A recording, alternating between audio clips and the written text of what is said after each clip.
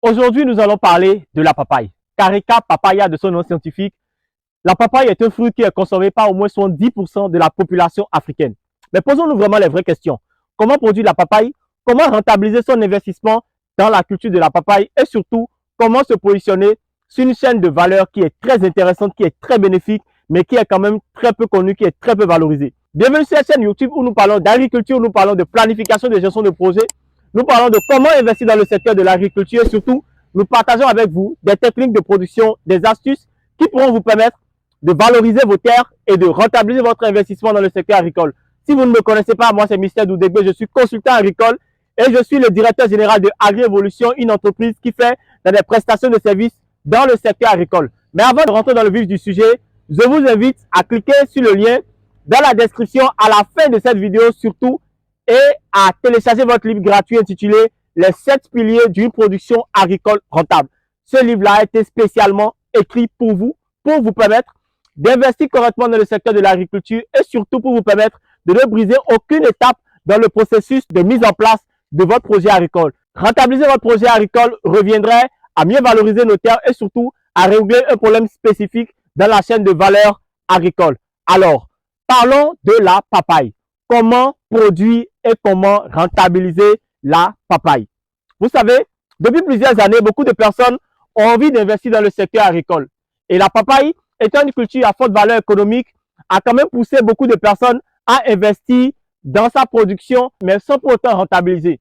Ici, nous parlons de cas pratiques et nous sommes dans un champ de papaye où je vais vous montrer clairement comment vous devez produire la papaye, comment vous devez rentabiliser votre investissement et surtout les pièges que vous devez absolument éviter avant de faire un tel investissement dans la culture de la papaye. Alors, avant de rentrer dans plus de détails, avant qu'on ne continue dans cette vidéo-là, je vous demande vraiment de partager cette vidéo-là dans tous les groupes, que ce soit dans vos groupes Facebook, WhatsApp et autres, pour que le maximum de personnes puissent quand même voir cette vidéo. Ce sera pratiquement la seule vidéo aussi bien détaillée qui parlera de la production et de la rentabilité de la papaye. Et cette vidéo-là, je vous demande vraiment de l'enregistrer parce qu'elle vous permettra en son temps de pouvoir produire correctement la papaye et de pouvoir rentabiliser comme cela se doit. Alors, quelle est la première étape, quelle est la toute première chose que vous devez faire avant même de penser à investir dans la culture de la papaye? C'est de faire quoi? C'est de choisir déjà le terrain qui est adapté à la papaye. Et en termes de terrain qui est adapté, vous avez besoin d'une terre de type sablo-limoneux qui soit bien drainée, qui soit riche en humus et surtout qui soit assez fertile. Pourquoi? Parce que la papaye a des racines pivotantes et elle a besoin d'assez d'éléments organiques, elle a besoin d'assez de minéraux pour pouvoir s'alimenter, pour pouvoir produire des fruits, produire des fleurs sur toute la période de production. Donc, il est important de faire quoi? De choisir un sol qui soit bien riche, comme je disais tout à l'heure, qui soit riche en matière organique avec un pH compris entre 6,5 et 7. La papaye affectionne les terres à potentiel hydrogénique assez neutre parce qu'elle ne supporte pas les pH qui sont trop acides ou les pH qui sont trop alcalins. Une fois que vous validez cette étape-là, vous devez maintenant procéder à quoi? Vous devez maintenant procéder au choix de la variété que vous devez mettre en place. Et en termes de variété, nous en avons plusieurs. Il y a la variété Solo, il y a la variété Madonna, il y a la variété Philippine, il y a la variété Vega, il y a le Red Royal et nous avons plusieurs autres variétés qui ont des caractéristiques qui lui sont propres. Vous avez des variétés qui sont résistantes à certaines maladies comme les cochenilles farineuses. Vous avez des variétés qui sont résistantes aux maladies fongiques. Vous avez des variétés qui sont résistantes peut-être contre le mildiou, contre l'anthracnose et autres. Donc, vous devez vraiment choisir la variété en fonction déjà du marché d'écoulement, en fonction de votre objectif. Vos objectifs de production doivent être en parfaite adéquation avec le type de papaye que vous voulez mettre sur le marché. Ne produisez pas la papaye Solo sur un marché qui affectionne beaucoup plus la variété Vega ou encore la variété Red Royal. Maintenant, quelles sont les étapes de production que vous devez mettre en place? La toute première étape de production, c'est de faire quoi? C'est déjà procéder à l'achat des semences. Vous devez acheter vos semences de qualité surtout auprès d'entreprises agréées qui ont l'accréditation de pouvoir vous vendre ces semences-là. Ça, c'est la première étape. La deuxième étape, maintenant, vous devez procéder à la pépinière de vos graines. Et comment faire la pépinière? Je vous donne la formule pour le substrat. Vous avez besoin de quoi? De 60% de terreau. Vous avez besoin de 60% de terreau. Vous avez besoin de 20%. Vous avez besoin de 20% de sable. Vous avez besoin de 10% de cendre. Et vous avez besoin de 10% de tourteau de Nîmes. Maintenant, Si vous n'avez pas toutes ces matières-là, je vous demande juste de racler la première couche de surface qui se trouve en dessous des arbres. Que ce soit un manguier, que ce soit un nîmes, que ce soit, comment on appelle, un nimier, ou peu importe le type d'arbre que c'est. Mais il faudrait vraiment que ce soit un arbre assez géant. Vous raclez seulement la toute première couche de surface. Et avec cette couche de surface-là, vous allez faire quoi? Vous allez tamiser et après, maintenant, vous allez faire l'empoutage. La première couche de surface en dessous des arbres est assez riche et a pratiquement les mêmes éléments nutritifs qu'un substrat qui soit bien fabriqué, qui soit bien aménagé pour réussir vos pépinières. Donc, à défaut d'avoir le terreau, la cendre, le tourteau de Nîmes ou encore le sable, vous pouvez juste racler la toute première couche de surface qui se trouve juste en dessous des arbres. Maintenant, une fois que vous faites l'empottage, qu'est-ce que vous devez faire? Vous prenez juste votre tout petit doigt. Je crois que c'est l'index, et vous l'enfoncez. Amenez juste la caméra comme ça. Vous l'enfoncez juste au niveau de chaque sachet d'empotage. D'accord? Et vous mettez la graine, puis vous refermez. Une fois que vous mettez la graine et vous refermez, vous procédez automatiquement à l'arrosage. Mais n'oubliez surtout pas de perforer le bas des sachets pour pouvoir faciliter l'infiltration de l'eau. Parce que les papayes, c'est vrai qu'elles sont assez gourmandes en eau, mais l'excès d'eau peut nuire quand même à votre plante. Une fois que vous procédez à l'empotage et à l'ensemencement des semences, vous devez arroser quotidiennement. Vous devez arroser au moins une fois par jour, en fonction de la période. Si vous déposez vos sachets d'empotage dans une zone où il y a excessivement le soleil, vous devez mettre en place une ombrière pour leur apporter de l'ombrage et surtout pour éviter l'excès de chaleur, parce que l'excès de chaleur peut susciter la mortalité au niveau de vos jeunes plants et ce n'est pas bon. C'est qu'à 6 mois après la mise en terre des graines pour la pépinière, n'oubliez surtout pas de faire quoi? De faire un traitement fongique. Quand je parle de traitement fongique, c'est quoi? C'est juste un produit chimique ou naturel ou biologique, selon vos moyens, qui vous permettra de pouvoir réduire, de pouvoir tuer les bactéries, les microbes qui seront contenus ou bien qui seront prêts à attaquer votre production. Il est très important de le faire parce que quand vous n'avez pas un plan phytosanitaire à la pépinière, il y a de fortes chances que vous transplantez ou que vous transportez des plants directement qui sont malades dans la zone de répiquage. Et quand c'est comme ça, vous risquez carrément de détruire toute votre production. Maintenant, pendant la période où vous serez en train de faire la pépinière, qu'est-ce que vous devez faire?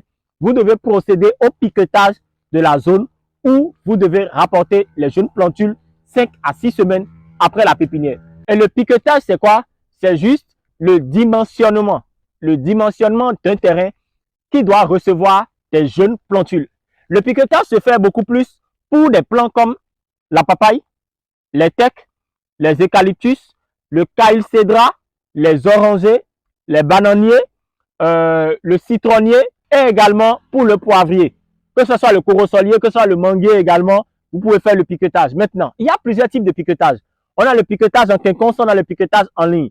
Mais bon, ce n'est pas l'objectif de cette vidéo-là, donc je ne vais pas rentrer dans les détails. Mais moi, je vous recommande vivement de faire le piquetage en quinconce parce que cela vous permet d'avoir plus de plants et cela vous permet surtout de mieux valoriser, de mieux occuper l'espace. Maintenant, comment vous devez mettre en terre vos jeunes plantules pour plus de rentabilité, pour plus de productivité? Pour pouvoir mettre en terre vos plantules de papaye, vous devez d'abord faire un apport de 2 kg de matière organique par poquet. Sur un hectare, vous avez en moyenne 2500 plants pour pouvoir couvrir un hectare. Ce qui veut dire que vous avez besoin de 5000 kg de matière organique par poquet avant d'apporter, avant de transplanter vos jeunes plantules de papaye. Et la matière organique, ça peut être quoi? Ça peut être les bousses de vache, ça peut être la poudre d'os, ça peut être la farine de sang, ça peut être la poudre de plume, ça peut être la litière, ça peut être du compost, ça peut être du super sol, et j'en passe. Mais il faudrait vraiment que ça soit de la matière organique. Pourquoi? Parce que cela va permettre à la plante de pouvoir puiser dans cette matière organique-là pour pouvoir fixer aisément ses racines. Quand vous apportez cette quantité de matière organique, vous mettez le plant en terre et surtout, vous procédez automatiquement à l'arrosage. Ne mettez jamais un plant de papaye en terre. Ne faites jamais le répiquage d'un plant de papaye en terre si vous n'arrosez pas. Si vous n'avez pas un système d'irrigation, assurez-vous qu'il ne tardera pas avant de pleuvoir. Assurez-vous vraiment de le faire en saison pluvieuse où il pleut excessivement. Et pour pouvoir savoir s'il pleut excessivement dans votre zone, qu'est-ce que vous devez faire? Vous devez étudier la pluviométrie de votre zone. Vous devez vraiment essayer de voir quelle est la pluviométrie de la zone, quelle est la quantité ou bien quelle est la fréquence de pluie dans cette zone-là. Cela vous permettra de sécuriser votre investissement, d'être sûr que l'argent que vous avez investi dans la culture de papaye vous sera retourné quelques mois après. Maintenant, qu'est-ce que vous devez faire quand vous mettez le jeune plantule de papaye en terre jusqu'à ce que ça commence à vous porter des fruits? La toute première chose que vous devez absolument faire, c'est quoi? C'est de mettre en place un plan de fertilisation et un plan de traitement phytosanitaire. Vous savez, ce qui fait que beaucoup de personnes perdent leur investissement dans le secteur agricole, c'est qu'ils se disent, notamment la production végétale, c'est qu'ils se disent que dès que le plan est rentré en terre, que le tour est joué. Ils se disent qu'ils n'ont plus besoin d'arroser ou bien qu'ils n'ont plus besoin de traiter, de faire ci, de faire ça. Mais c'est là l'erreur justement. C'est là le piège, c'est là l'erreur à ne jamais commettre. Pourquoi? Parce que quand vous mettez la semence en terre, les ravageurs, les prédateurs, les bactéries, les microbes seront maintenant prêts, seront en alerte pour pouvoir venir attaquer votre production. Et pour éviter cela, vous devez mettre en place un plan de traitement phytosanitaire. Le plan de traitement phytosanitaire qui a été mis en place ici, c'est quoi? C'est un traitement pour les maladies fongiques, un traitement contre les prédateurs, les ravageurs, et ceci une fois par mois. C'est-à-dire que les 2 premières semaines du mois, on fait un traitement fongique contre tout ce qui est cochenille, contre tout ce qui est bactéries, contre tout ce qui est maladie fongique. Et la deuxième quinzaine du mois, qu'est-ce qu'on fait? On fait un traitement contre tout ce qui est insectes qui pourrait attaquer la production. Parce que la papaye est une culture qui est très sensible aux prédateurs, aux ravageurs, surtout aux prédateurs et aux ravageurs. Donc, vous devez absolument mettre en place ce plan phytosanitaire-là pour vous éviter de perdre votre investissement et surtout pour vous éviter d'être confronté à des difficultés liées à la production. Et cela se fait une fois par mois. Maintenant, si vous n'avez pas les moyens de le faire, qu'est-ce que je vous recommande de faire? Je vous recommande de procéder une fois tous les 2 mois et surtout d'avoir un œil particulier sur l'entretien. Caméraman, amenez, mettez la caméra et montrez. Regardez un peu comment ce champ de papaye est propre. Regardez comment le champ de papaye est bien propre et est bien nettoyé. Là, nous n'avons même pas 1 hectare. Nous sommes en train de faire 3/4 d'hectare de papaye. Mais vous-même, amenez, venez. Là, nous sommes seulement en train de faire 3/4 de papaye. Mais regardez un peu la qualité des fruits. Regardez un peu tout ce que nous sommes en train d'obtenir par plan. Et il faut quand même reconnaître que la récolte a commencé depuis que le plantule était là. Amenez, il faut voir. Vous voyez, là, nous avons les nœuds. Nous avons les nœuds. Et la récolte a commencé depuis ce niveau-là jusqu'à cet extrême-là. La production ici est en train de faire 1 an et demi. Nous avons déjà dépassé la barre des 18 mois. Mais c'est un champ qui continue toujours de produire, qui est toujours productif. Et d'ici 1 an et demi, nous allons vider le champ ou carrément nous allons essayer, en fonction de l'évolution de la production, nous allons vider le champ et mettre en terre encore de nouveaux plantules ou encore associer d'autres cultures, faire d'autres cultures pour pouvoir permettre à notre sol de ne pas être pauvre pour la prochaine production de papaye. C'est une production qui est rentable, c'est une production qui est excessivement bénéfique quand vous décidez vraiment de vous lancer de la bonne manière, surtout quand vous prenez le temps de savoir comment vous devez gérer la production pour que vous puissiez avoir quand même de bons résultats. C'est très important. Le plan de fertilisation que vous devez mettre en place au niveau de vos plants est un plan qui doit vraiment vous permettre à vous de connaître les objectifs et surtout les étapes de production de la papaye. Quand vous mettez la papaye en terre, la toute première fertilisation que vous devez lui faire, c'est 45 jours après. 45 jours après la mise en terre des plants, vous devez faire la toute première fertilisation. Et cette fertilisation-là, c'est quoi? Vous devez faire un apport d'urée. Pas d'urée de NPK. Vous devez faire uniquement un apport d'urée. Pourquoi? Parce que à cette étape de croissance-là, la plante a besoin d'azote. La plante a besoin d'azote pour avoir beaucoup plus de feuilles, pour pouvoir faciliter la photosynthèse. Parce que c'est ce phénomène-là qui lui permettra de mieux développer ses racines et surtout de mieux puiser dans le sol pour pouvoir bien grandir. Quand vous faites l'apport d'urée la toute première fois, la seconde fois, vous devez faire quoi? Un apport d'urée maintenant et de NPK. Pourquoi? Parce que le NPK va lui permettre de mieux développer encore ses feuilles parce qu'il y aura encore de l'urée là, mais d'avoir plus une circulation, c'est-à-dire une circulation paisible, favorable au niveau de la sève. La sève là, c'est quoi? La sève est déjà ce qu'il y a au niveau du sol, c'est-à-dire les nutriments contenus dans le sol, seront puisés par la racine, seront envoyés tout au long du tronc et seront répartis au niveau des feuilles. Par le système de la photosynthèse, la sève là, c'est-à-dire la sève brute, sera cuisinée et sera maintenant appelée sève élaborée. Et suite à cette sève élaborée là, sera maintenant conduite encore par les troncs et sera répartie au niveau des racines qui vont s'alimenter, qui vont se développer pour pouvoir mieux grandir. Et pour le transport de la sève, on a besoin de quoi? On a besoin du phosphore. Le phosphore intervient pour le développement du tronc et pour le transport, c'est-à-dire pour la circulation de la sève à travers les différentes branches de la feuille.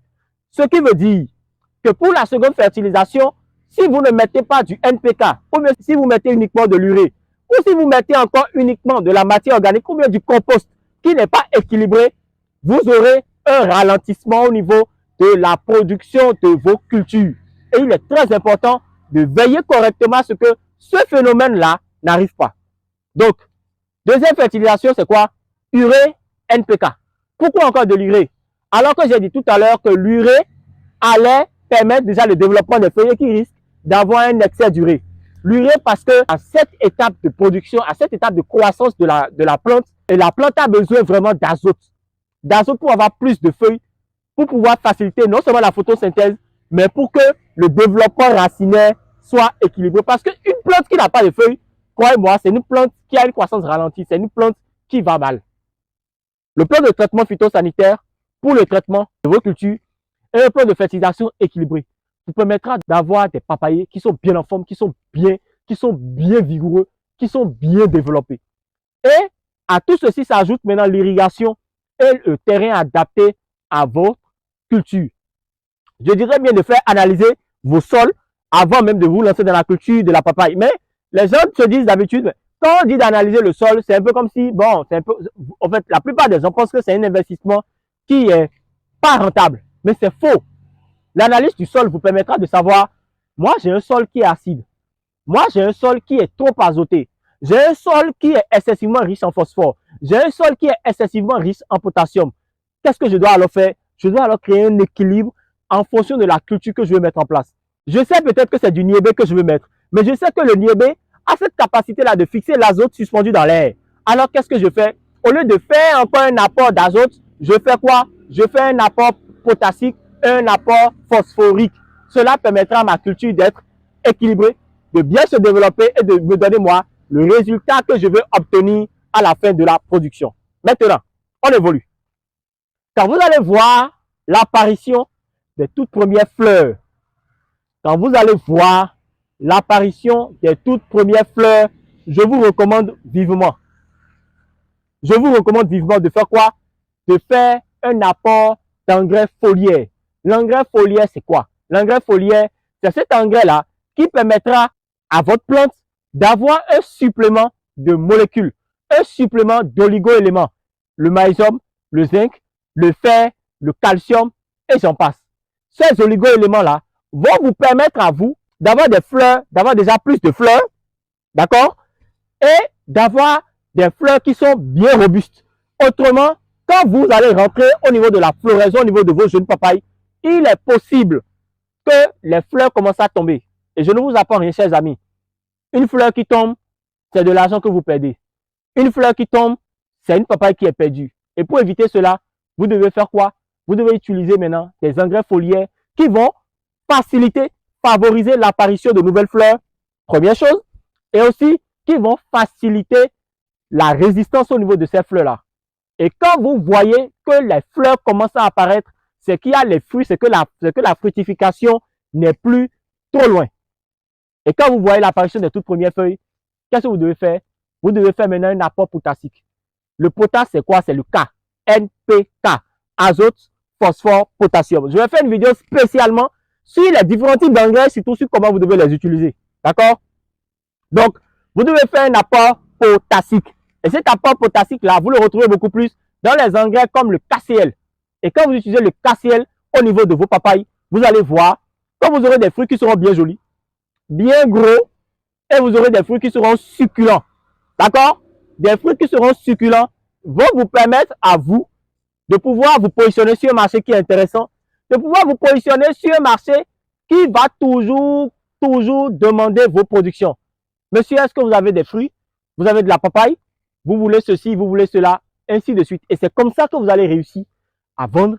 C'est comme ça que vous allez réussir à gagner de l'argent avec la production de la papaye. Maintenant, comment se vend la papaye? La papaye au Bénin se vend comme des petits pains. Je vous explique. Vous savez, une papaye au Bénin, là, la petite papaye que vous voyez ici, elle est vendue à 50 francs bon champ. Elle est vendue à 50 francs bon champ. Je m'explique. Quand je dis 50 francs bon champ, c'est-à-dire au bord du champ, les gens viennent l'acheter à 50 francs. Si vous êtes à Cotonou, là, vous savez de quoi je parle. Au bord du champ, les gens viennent l'acheter à 50 francs. Mais quand vous vous déplacez du champ, vous allez en ville, c'est vendu à 100 francs. Les bonnes dames le coupent dans de petits sachets et les vendent à 100 francs. Maintenant, ça c'est cette variété. La variété Red Royal, la papaye parfois va jusqu'à 300 francs, 400 francs l'unité. La quarantaine va banalement jusqu'à 9 000 francs, 10 000 francs en fonction de la période. Maintenant, chaque plant de papaye, quand vous suivez strictement ce que j'ai dit pour la culture de la papaye, chaque plant de papaye vous donne au moins 150 fruits. Sur tout le cycle de la production, chaque plant vous donne au moins, je dis bien au moins 150 fruits. Sur tout le cycle de la production. Et vous avez 2500 plants à l'hectare. On voit la caméra par ici. Vous voyez 2 mètres d'écartement. Voilà. Un hectare fait 10 000 mètres carrés. Donc, 2 fois 2, ça fait 4. 10 000 mètres carrés sur 4, ça fait 2500 plants à l'hectare. Il y a certains ingénieurs qui vous disent d'aller à 3000 plants, mais moi, je ne vous le conseille pas. D'accord? L'objectif, ce n'est pas de devenir riche en même temps. Il y a un processus qu'il faut suivre pour pouvoir réussir à rentabiliser votre production agricole.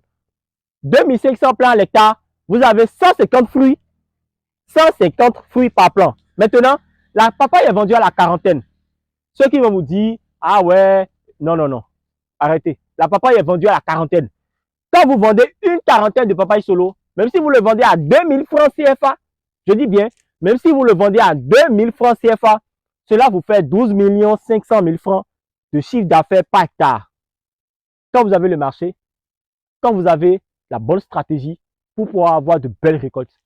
Et cela là, c'est possible dans un pays où la papaye continue toujours de coûter excessivement cher. Et ça, c'est Cotonou. Hein. Quand vous allez à Parakou, une ville qui est constituée à 85% de musulmans, la papaye coûte cher, surtout pendant la période où il y a le carême. Ce qui veut dire que c'est un marché qui est très intéressant, ce qui veut dire que c'est un marché qui est en pleine croissance, qui est en pleine expansion. Là, je ne parle que de la papaye, je ne rentre pas dans plus de détails. Mais si vous voulez vraiment produire la papaye et vous voulez rentabiliser, voilà ce dont vous avez besoin. Voilà les gros niveaux, voilà les grosses informations dont vous avez besoin pour pouvoir vraiment produire et rentabiliser la papaye ici au Bénin. Si cette vidéo-là, vous l'avez aimée, si à un moment donné, vous avez gagné seulement un seul plus dans cette vidéo-là, partagez. Les amis, partagez cette vidéo-là pour que le maximum de personnes puissent quand même avoir l'information et surtout pour que les gens puissent arrêter de perdre leur investissement dans la culture de la papaye. Nous sommes en Afrique où nous avons les terres, nous avons les conditions réunies pour pouvoir faire de belles choses dans le secteur agricole. Et je reste convaincu que l'Afrique, c'est ce continent-là qui fait déjà des milliardaires et qui fera toujours des milliardaires dans le secteur agricole. Si vous avez aimé cette vidéo, likez, partagez une fois encore et surtout activez la cloche de notification parce que les prochaines vidéos qui vont venir seront des vidéos explosives, seront des vidéos plus éducatives, seront des vidéos qui vont vous permettre de faire de belles choses dans l'agriculture. C'est mon vœu le plus cher. On se dit à très vite.